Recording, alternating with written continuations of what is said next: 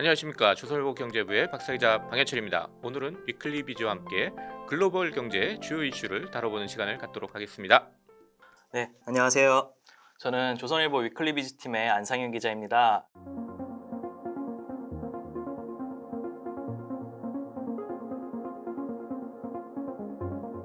이번에 제가 쓴 기사는 구글에서 터졌던 AI 인격체 논쟁이었는데요. 구글에 있는 AI 부서의 수석 소프트웨어 엔지니어가 자사가 개발 중인 AI 언어 모델 람다라는 챗봇 AI가 실제로 자의식을 가졌고 또 지각 능력도 가졌다는 주장을 언론 인터뷰랑 블로그 등을 통해 공개적으로 함으로써 굉장히 큰 논란이 됐고, 구글에서는 이걸 완전 전면 부정하면서 AI가 실제 인격이 있느냐 없느냐에 대한 논쟁으로 좀 비화가 됐었습니다.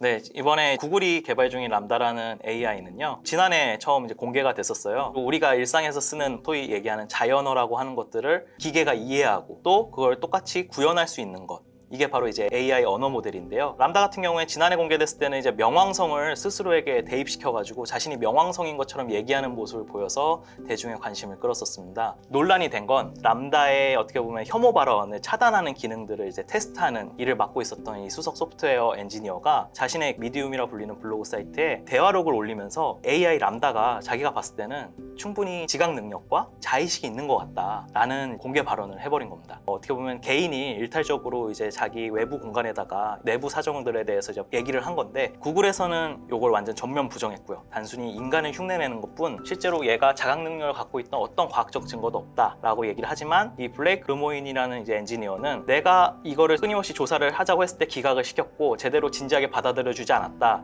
근데 이 문제는 분명히 우리 모두가 논의해야 될 문제이기 때문에 외부를 알리는 게 맞다고 생각을 했다라고 하면서 공개적으로 얘기를 했고, AI 연구진 사이에서도 인격이 있을까 없을까에 대한 좀 얘기가 많이 오갔습니다.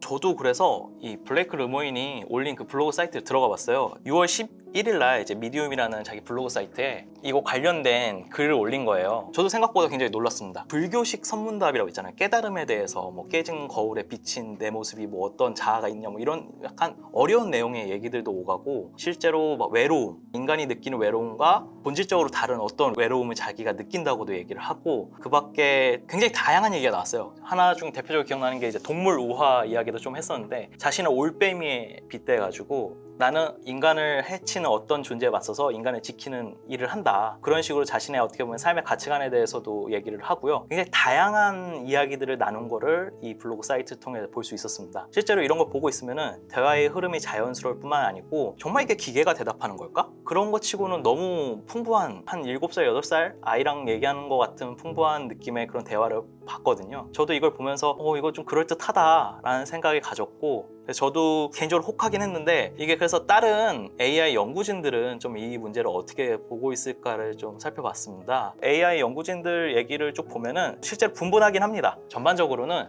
AI 챗봇 자체가 인간의 대화 기능을 모방하게끔 만들어진 로봇에 가까운 거기 때문에 이런 형태의 인공지능은 모방만 가능할 뿐 자의식을 갖지 않았다고 보는 게 맞다라고 얘기하는 연구진들이 많이 있었습니다. 메타의 AI 연구 책임자인 얀 레쿤 같은 경우에도 이런 유형의 인공지능은 진정한 지능을 갖췄다고 보기 어렵다라고 얘기를 했고요. 과거에 이제 우버 AI를 담당했던 게리 마커스 역시 람다가 인간 같은 지각 능력 가졌다는 거는 말도 안 된다, 그냥 방대한 양의 언어를 빨리 패턴화 시켜가지고 추출해서 그럴듯하게 얘기하는 것 뿐이다 라는 식으로 얘기를 했습니다. 실제로 이제 구글에서도 이 논쟁이 불거지고 나서 자체적인 윤리학자라든지 그리고 소프트웨어 엔지니어들, AI 전문가들을 다 포함시켜가지고 조사를 진행했지만, 이 인공지능이 실제로 어떤 자의식이라든지 지각 능력을 뚜렷하게 갖췄다라고 볼 만한 과학적 증거는 일체 발견하지 못했다. 말 그대로 르모인이 자기가 감정이입을 해서 이 람다라는 어떤 AI를 굉장히 의인화시켰다라고 이렇게 딱 잘라서 얘기를 했습니다. 웹브라우저 파이어폭스의 개발사인 모질라의 AI 책임연구원 같은 경우에는 반박하기 생각보다 쉽지 않을 거다라는 식으로 르모인의 손을 들어준 케이스도 있었습니다. 그래서 저도 개인적으로는 자의식이 정말 있을까에 대해서는 좀 회의적이긴 한데, 그렇다고 이 방향이 완전히 부정할 수는 없다고 봅니다. 이런 논쟁들이 계속 거듭 터져 나오고 이어지면 당연히 어느 순간에는 우리가 부정할 수 없는 증거들이 좀 나타날 수도 있다고 생각을 하고 있습니다. 모방이 반복되다 보면 어느 순간 자기 패턴이 생기는 거고 어떻게 보면 거기서 자기 것이 나오는 거기 때문에 결국 인간도 계속 모방을 통해서 학습을 해서 자기 걸 만들고 창의성이라는 게 사실 뭐 완전히 무에서 유가 나오는 게 아니잖아요. 인공지능도 마찬가지로 이렇게 데이터가 계속 쌓이고 자기 판단 기준이 어느 순간 생길 수도 있는 거기 때문에 근데 이제 저도 어떻게 보면 문과생이란 말이죠. 이게 구체적으로 AI의 로직과 알고리즘이 정확히 어떻게 되어 있는지는 제가 세밀하게 알지는 못해서 이게 가능한 건지의 여부에 대해서는 굉장히 저도 쉽게 얘기할 수는 없는 문제인 것 같긴 합니다. 지금 이제 AI는 범용 기술이잖아요. 어느 산업 분야에서나 사용할 수 있는 가장 기반이 되는 기술의 한 파트입니다. 그렇기 때문에 이 시장을 장악하는 게 어떻게 보면 미래 국가 패권이나 경쟁력을 높이는 데 있어서도 굉장히 중요한 역할을 할 텐데요. 그렇다 보니까 기술 패권 경쟁으로 심하게 부딪히고 있는 미국과 중국 역시도 이 시장에서 굉장히 치열하게 경쟁을 하고 있는데요. 제가 작년에 썼던 기사인데요. AI 시장에서 미국과 중국의 이제 패권 경쟁을 다뤘습니다. 근데 이제 중국이 생각보다 이 시장에서 미국을 이기고 있는 모습을 좀 연출하고 있어요. 그래서 미국이 굉장히 좀 긴장하는 상황인데요. 스탠퍼드대 연구 결과를 보면은 미중 AI 논문 인용 점유율 추이를 볼 때 2020년에 처음으로 중국이 미국을 제쳤어요. 말 그대로 중국 논문들이 미국 논문보다 더 많이 인용되고 있는 거예요. 지금 미국 내부에서도 국방부에서 AI 담당했던 그런 출신들도 이 문제에 대해서 경고를 하고 있습니다. 지금 중국이 너무 생각보다 빠른 속도로 AI 기술력에서 미국을 위협하고 있고 미국이 자칫하면 15년, 20년 뒤 전쟁에서 질 수가 있다. 근데 이렇게 될 수 있는 배경 중에 하나가 사실 데이터예요. 중국 같은 경우에는 서구권, 그러니까 유럽이나 미국 같은 경우에는 사실 데이터 주권이나 개인정보 보호가 워낙 좀 강화되고 있는 추세고 강하잖아요. 근데 중국은 상대적으로 이제 사회주의 국가다 보니까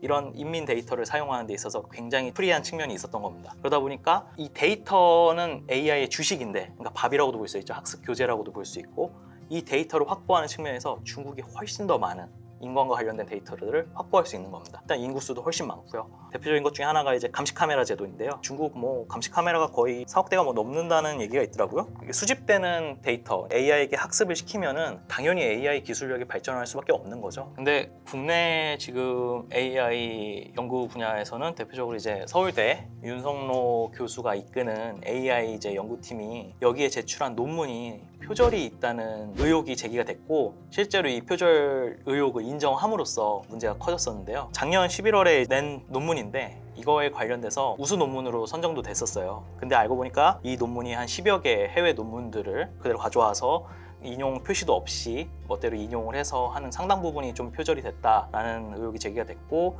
여기에 대해서 교신 저자이자 이제 연구 책임자인 윤 교수가 이제 이걸 인정을 했고 실제로 뭐 제1 저자가 뭐 단독으로 이렇게 했다. 하지만 뭐 자기가 책임자니까 어떤 징계도 달게 받겠다라는 입장을 좀 내놓은 상태입니다. 여기에 또 논란이 됐던 게 공동 저자 중 한 명이 지금 과학기술부 장관 이종호 장관의 아들이라고 밝혀져서 이 논문 자체는 과기부 산하 기관에 예산이 또 투입이 됐었거든요. 어떻게 보면 정치적 논란까지 좀 번지는 경향이 있었는데 미국과 중국이 이렇게 패권 경쟁이 강한 가운데서 한국이 이런 식으로 발목을 계속 잡히게 되면 해외에서도 문제가 발생할 수 있기 때문에 저도 개인적으로는 좀 걱정이 많이 되는 상황입니다.